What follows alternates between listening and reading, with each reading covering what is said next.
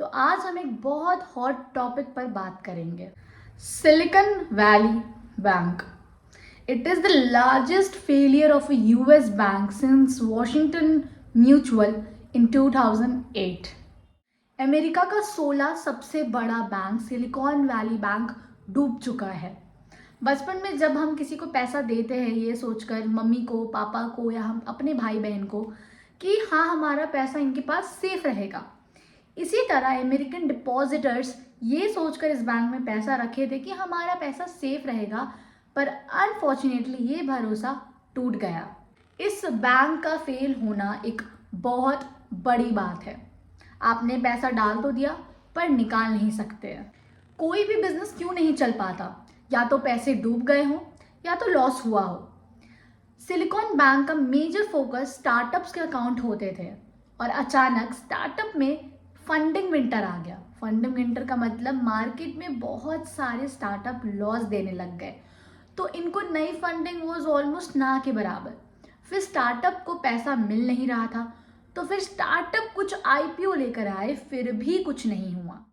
और यूएसए में इन्फ्लेशन को कंट्रोल करने के लिए मार्केट में रेट्स भी काफ़ी बढ़ गए थे। इन्फ्लेशन का मतलब होता है जब प्राइस में काफ़ी इंक्रीज आ जाता है, तो जो गवर्नमेंट होती है वो इन्फ्लेशन कंट्रोल करने के लिए सारी चीज़ों के प्राइसेस थोड़ी बढ़ा देती है। अब इन्फ्लेशन के कारण इन्हें लोन नहीं मिला, तो जब ऐसे टाइम होता है ना, तो एक इंसान सोचता है कि चलो मेरे पास जो पैसा रखा है क्यों ना मैं उसे यूज़ कर लूँ। तो इन्होंने क्या किया, अपने डिपॉजिटर्स का जितना पैसा इनके पास था, जैसे मान लो कि मेरे पास तुम 5 लोग आए, मुझे पैसा दिए कि ये लो साक्षी, इस पैसे को अपने पास रखो और मैं 10 दिन बाद आकर तुमसे ले जाऊंगी। और फिर मैं इन्हीं 5 दिनों में मुझे बहुत पैसों की ज़रूरत हो जाएगी और मुझे लगेगा कि चलो ठीक है, मैं आज इनके सारे पैसे दिए हुए खर्च कर लेती हूँ, 5 दिन बाद तो मेरे पास पैसे आ ही जाएंगे। पर ऐसा नहीं होता है। सिलिकॉन वैली बैंक ने ये बहुत बड़ी गलती कर दी कि इन्होंने डिपॉजिटर्स का पैसा यूज़ कर लिया, लॉस में भी चले गए, और जब डिपॉजिटर्स वापस इन पैसों को लेने आए तो ये पैसे वापस नहीं कर पाए। 21 बिलियन का इन्वेस्टमेंट इन्होंने बेच दिया और 1.8 बिलियन के लॉस में आ गए। और जब पैसे कम हो गए तो ये बाहर पैसे रेस करने के लिए चले गए। They tried to raise 2.25 billion but they failed in raising those amounts.